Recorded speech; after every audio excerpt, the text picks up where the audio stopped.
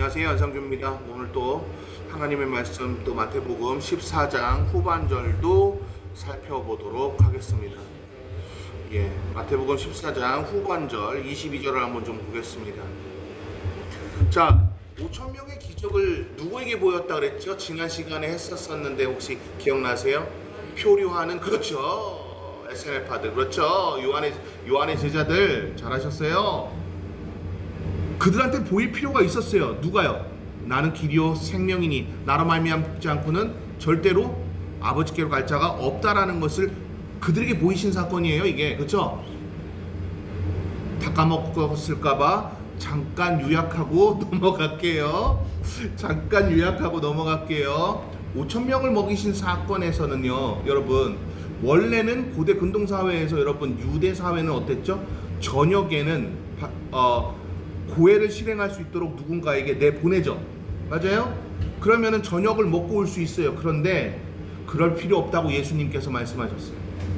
그래서 어떻게 했어요? 너희가 먹을 것을 주어라 그랬더니 제자들이 빵 5개와 물고기 2마리밖에 없습니다 라고 설명했죠. 그때 예수께서 그들을 보시면서 어떻게 하셨죠? 긍휼히 여기셨다 그랬죠. 그래서 SNF파의 모든 이들에게 자신을 확증하신 사건이 거기서 등장한 거예요. 여기까지 다 이해되셨죠? 그 다음 사건에서도 이제 자신을 통해서 세상 모든 만물들이 내가 주관하고 있다는 것을 알리시는 사건이 오늘 또 등장합니다. 근데 누구에게 보이셨나가 키워드예요. 마태는 의도적으로 누구에게 보이셨나를 키워드로 삼았어요. 다시요. 마태는 뭐라고요? 의도적으로 누구에게 이 이적을 보이셨나를 키워드로 삼았다고요. 그럼 위에 있는 단락들, 2단락과 아래에 있는 단락은 연결이 당연히 되겠죠? 오케이, 한번 보자고요. 그 후 예수께서 그 제자들을 배에 태워 먼저 건너가게 하시고 그 다음 어떻게 했다고요? 무리를 집으로 돌려보내셨습니다. 이제 원래는 식사를 하기 전에, 그러니까 유대 마을로 보내서 고해를 실행할 수 있도록, 거기서 밥 얻어 먹을 수 있도록 원래 보내는 게 상식인데 다 먹인 다음에 보내셨네요. 그렇죠? 무리를 왜 이렇게 보내셨을까요? 그러면 의도적으로. 간단합니다. 왜 간단하죠? 무리가 예수 그리스도께서 베푸신 이적들을 그들에게 전파하라고 보내신 사건이에요. 아까 제가 쿠오라 교수 이야기 했었잖아요. 쿠오라 교수가 저한테 뭐 달라 그래요? 자료 달라 그랬잖아요. 자료 달라고. 내가 누군가를 가르칠 수 있게 자료 좀 달라고 하잖아요. 그런 것처럼 지금 전도에 열정적인 사람이 돼버린 거예요. 뭘 하고요? 제 논문을 읽고요.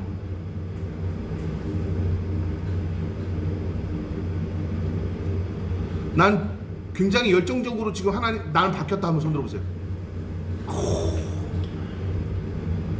역시. 열심히 할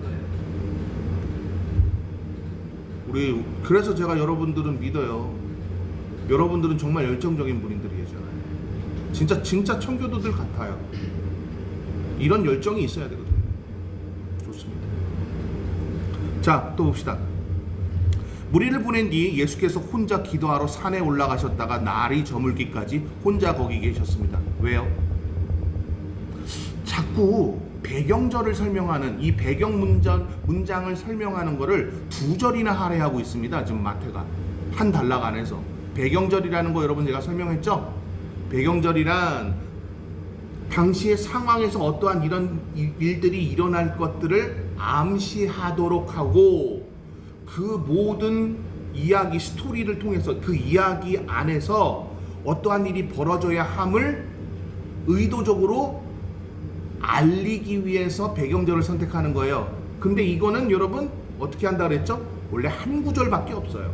어떤 단락이든지. 근데 지금 배경절을 2절이나 할애했다는 거죠. 2절이나. 여기까지 다 이해되셨나요? 이제부터 이렇게 되면은 못 키웁니다. 명심하세요. 못 나오게 하시든 아니면 저쪽에다가 그거 하시든 알아서 하세요. 자, 제자들이 탄 배는 이미 육지에서 꽤 멀리 떨어져 있었는데 거친 바람으로 파도에 시달리고 있었습니다.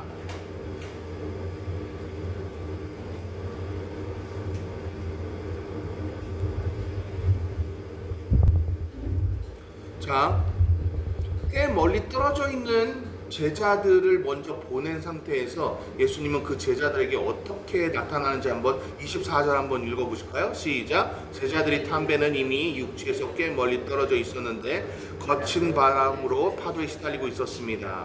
자, 우리 마태복음 복음뿐만이 아니고 사복음서를 우리 살펴보면 예수님과 함께 배를 타고 있을 때 일으키셨던 기적에 대한 이야기도 등장하죠.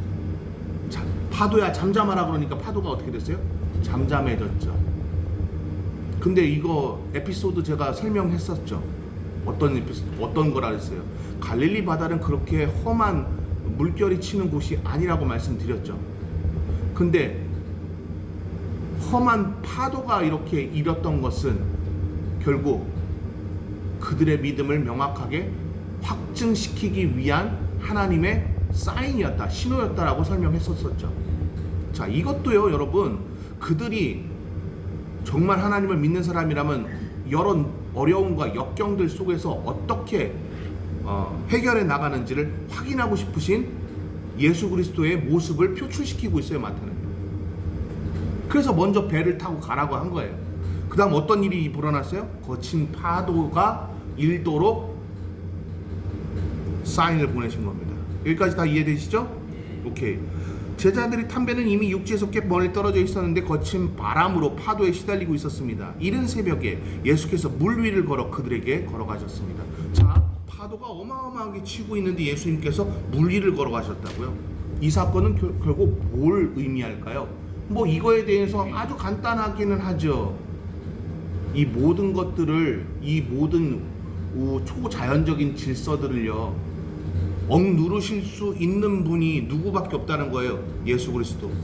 그런데 이 상황에서 이 에피소드 안에서 그들에게 걸어가시는 이 사건은요, B.S. 차일드는 이렇게 설명합니다.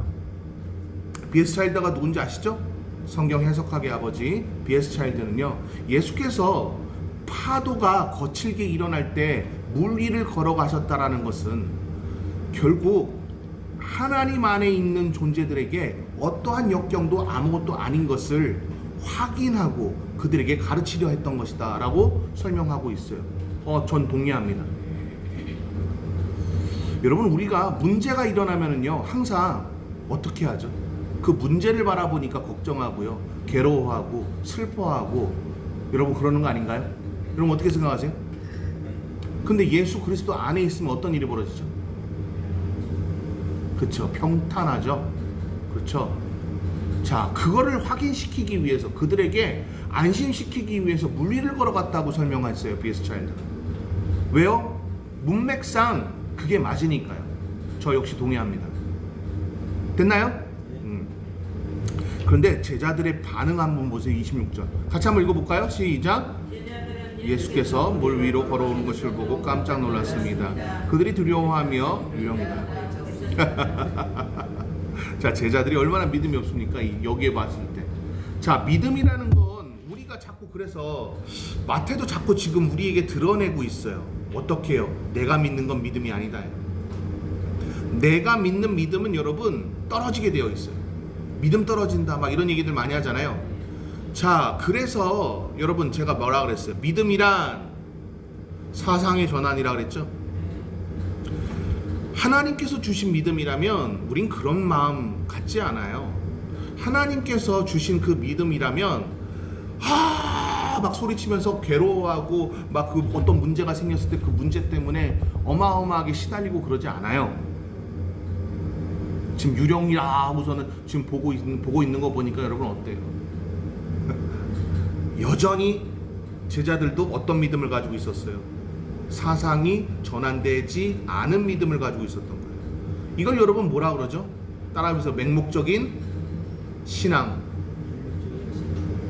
다시 한번 따라해 보실까요? 맹목적인 신앙. 이게 바로 뭐냐 하면은요, 조직신학, 그러니까 MDB 때 다 배우는 거예요. 2학기째에 여러분 다 배우는 거예요. 신론 다음에 여러분 인간론을 좀 배워요. 2학기 때, MDB 2학기 때 배우는데요, 대학원에서. 그때 배우는 거예요. 내가 주체가 여기에 있어서 믿으려고 하는 것은요, 맹목적인 신앙이라고 가르쳐요. 이 맹목적인 신앙은요, 위험하다라는 것도 교수들이, 조직신학 교수들이 다 가르칩니다. 왜 위험할까요? 내가 믿기 편한 대로, 내가 내 방식대로 자꾸 해석을 하고 예수 그리스도를 그려내다 보면은요, 결국 그게 정형화된 형상이 돼요. 자, 하나님께서 가장 싫어하시는 게 뭐죠? 우상숭배죠. 이게 바로 우상숭배란 말이에요. 그래서 조직신학 교수들, 즉 3세대 교수들이라고 제가 얘기할게요. 1세대, 2세대는 근본주의자들이니까 개혁파 신학을, 진짜 개혁파 신학을 한 사람들은요, 사상의 전환이 되지 않으면 믿음이라고 보지 말아야 한다고 가르쳐요. 이해되셨어요? 그럼 뭐라고요? 뭐라고 가르쳐야 된다고요? 믿음이라고 하지 않고 맹목적인 신앙이요. 그럼 이 사람들은 뭐라고 불러야 될까요? 따라해보세요. 종교인. 크리스찬이 아니에요. 종교인입니다. 맹목적인 신앙을 가지고 있는 사람들은 크리스찬이라고 부를 수가 없는 거예요. 자, 마태가 지금 의도적으로 이 사건을 적나라하게 드러낸다는 것은요, 우리도 여전히 믿음이 없었지만 사상이 전환이 되고 예수 그리스도를 의지하는 삶이 우리 안에 드러나다 보니 온전하게 믿을 수 있게 됐다라는 것을 독자들한테 얘기하고 싶어서예요. 이 글을 읽는 독자들에게. 이해되셨죠? 오케이. 자, 그럼 또 봅시다. 그러자 예수께서 곧 그들에게 말씀하십니다. 안심하라, 나다, 두려워하지 말라. 그랬더니 베드로가 아주 적나라하게 반응을 합니다. 주여, 정말 주시라면 제가 물 위로 걸어가게 하십시오. 그랬더니 예수께서 뭐라고 하는지 보세요. 오너라. 뭐라고요? 오너라. 그러자 베드로는 배에서 내려 물 위로 걸어 예수께 향했습니다. 근데 이 상황이 어땠죠? 우리 배경절에서 봤던 것처럼 파도가 어마어마하게 치고 있었죠. 자, 그런데 제가 아까도 설명했어요. 원래 갈릴리 그 호수는요, 파도가 그렇게 어마어마하게 치는 곳이 아니라고 말씀드렸습니다. 예, 그런데 이것들을 의도적으로 하나님께서 만들어내신 사건이라고 그랬어요. 자, 왜 그랬을까요? 간단해요. 오병이어의 기적을 경험하기도 전에 그들은 뭘 경험했었어야 돼요? 예수 그리스도가 메시아임을, 예수 그리스도께서 유업을 달성하기 위해서 이 땅에 오셨음을 확인하고 그것을 반드시 받아들였었어야 해요. 즉 종주에게 종속되어야만 했었었는데 여전히 이들이 자기가 가지고 있는, 그러니까 사상이 전환되지 않은 맹목적인 신앙을 가지고 있었던 거예요. 그것을 하나님께서는, 예수 그리스도께서는 깨부시기 위해서 이러한 상황을 만들어내신 거예요. 자, 갑니다. 그러다가 30절 보세요. 베드로는 바람을 보자 어떻게 했다고요? 두려워 겁이 났다고 합니다. 겁이 났대요. 그러자 바로 물속으로 가라앉기 시작했어요. 자, 뭐하니까 가라앉아요? 따라해보세요. 문제를 바라보니까. 그거예요. 우리는요, 문제를 바라보니까 결국은 헤어나오지 못하고 가라앉아 버리는 거예요. 여러분 맞죠? 김하임 사모는 문제를 바라보지 않으니까 가라앉지 않은 거예요. 저 보세요.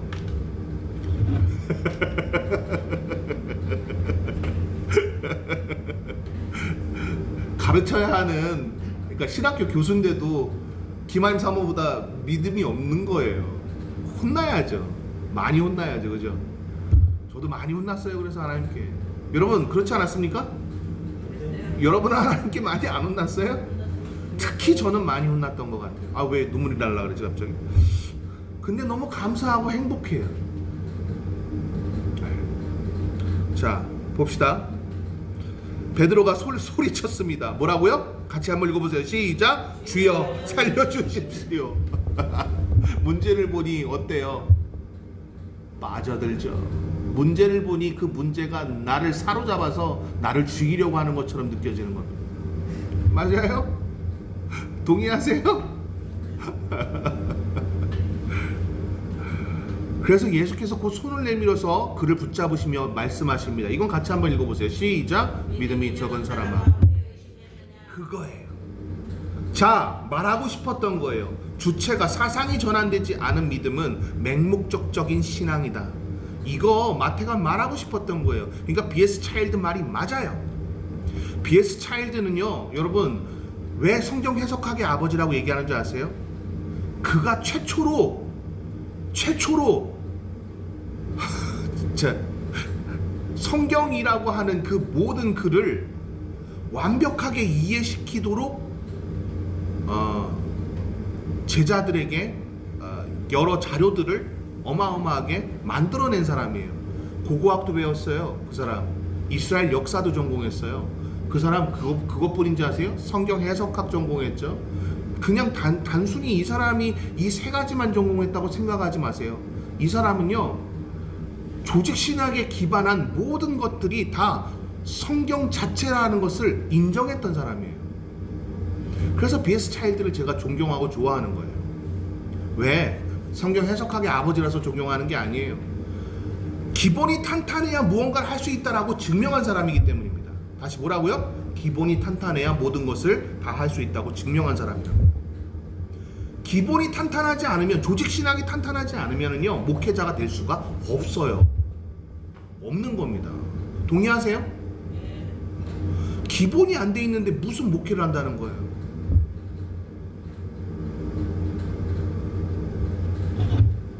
자, 또 보죠. 그리고 그들이 함께 배에 오르자 바람이 어떻게 됐다고요? 거봐요. 의도적인 설정이었잖아요. 파도가 치고 바람이 어마어마하게 부는 건 예수님께서 의도한 설정이었잖아요. 그죠? 제가 아까 뭐라 그랬어요? 역사적으로 봤을 때 갈릴리 호수는 파도가 어마어마하게 커다랗게 치는 그런 강이 아니에요. 그런 호수가 아니란 말이에요. 의도적인 설정이었어요. 그러니까 이런 설정을, 자연을 가지고 이런 설정을 만드실 수 있는 분은 누구예요? 창조주죠. 이런 분이 바로 예수 그리스도라고요. 근데 예수님을 안 믿어. 난 이해가 안 되는 거예요. 자, 여러분 이제 새신자들이 오면 제가 여러분들 우리 박사님들 두 분한테 보여드릴 거예요. 내가 어떻게 새신자 교육을 하는지를 보여드릴 거예요. 영상들 가지고 여러분들이 자유자재를 어떻게 가지고 노는지도 보여드릴 거예요. 그래야 여러분이 그거 가지고 연습할 거 아닙니까? 그렇죠?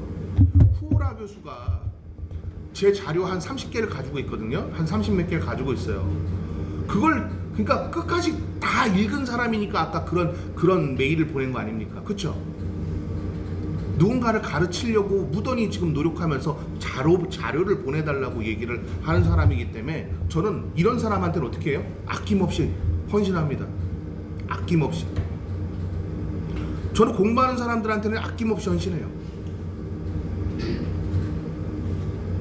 제 첫 제자들이 정말 공부 열심히 했거든요. 근데 걔네들은 저한테 욕 많이 먹었어요. 아마 제가 인터넷 강의할 때도 호영 목사 제가 혼내는 거 아마 최 박사는 봤을 거예요. 최 박사 봤죠? 요즘은 더 듣긴 했어요. 네. 뭐라 그랬어요?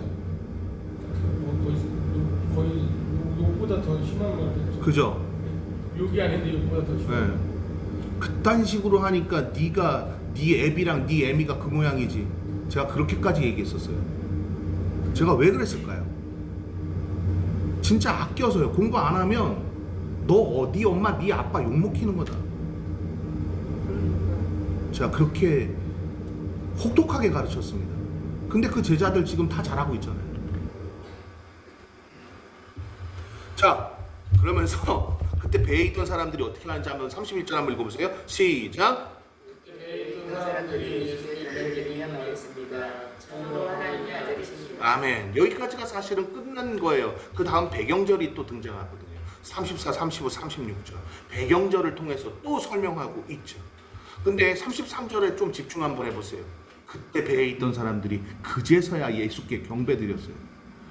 예수께서 걸어오시면서 내다 안심하라 그랬으면 어떻게 해야 돼요? 이미 경배드리는 게 시작됐었어야 되는 거 아닙니까? 그쵸? 근데 언제 지금 시작됐다 그래요? 배에 올라타자마자 예수께서. 여러분 이게 자, 사상으로의 전환이 믿음이다. 이거 여러분 꼭 기억하십시오. 주체가 나에게 있는 건 믿음이 아니라고요? 믿음이 아니라고요? 아니에요. 내가 믿는 믿음은 무슨 믿음이에요? 맹목적적인 신앙이에요. 주체가 하나님께 있어요. 그래서 나는 종속돼야 돼요. 늘 순종해야 돼요. 그분에게 모든 것이 맞춰져 있어요. 이런 믿음이 진짜 믿음이라는 거예요. 이걸 여러분 조직신학자들이 뭐라 그런다고요? 사상의 전환이라고 그랬어요. 뭐라고요? 사상의 전환이요. 사상이 전환되지 않으면 절대로 예수 그리스도를 만날 수가 없어요. 근데 우리 안 박사님 주변에 크리스찬들 많잖아요. 네. 사상의 전환이 안 되는데 그들이 예수 믿는다고요? 아주 열심히 믿습니다. 열심히 자가복. 자가보급. 참 안타깝죠. 자, 배경절 한번 볼게요. 그제서야 그들이 호수를 건너 겟네사렛 땅에 이르게 됐습니다. 자, 34절까지 할게요. 왜요? 35, 36절은 또 배경절이기는 하지만 또 하나의 여러 사건이 등장하기 때문에 제가 그 사건은 다음 시간에 하도록 하겠습니다. 자, 질문 있으십니까?